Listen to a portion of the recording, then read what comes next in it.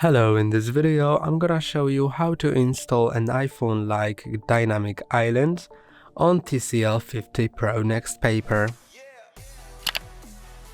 If you want to have a dynamic island like the one you can see on iPhones, you can install it by going to Play Store, then search for Dynamic Spot.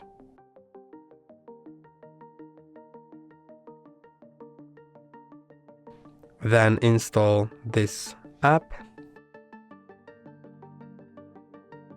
and now you can click on Open.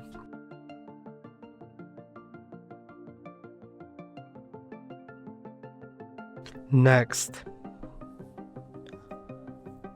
and first select apps which can activate the dynamic spot. I'm gonna select all, then go to notification access, dynamic spot, allow notification access, allow, draw on screen, allow, draw on screen, next, dynamic spot, use dynamic spot, allow, and now click on done. Now you can click here, allow, click here again, and you can see that the dynamic spot has been just enabled. You can click on it and you can change the appearance or behavior, and it works like the iPhone one.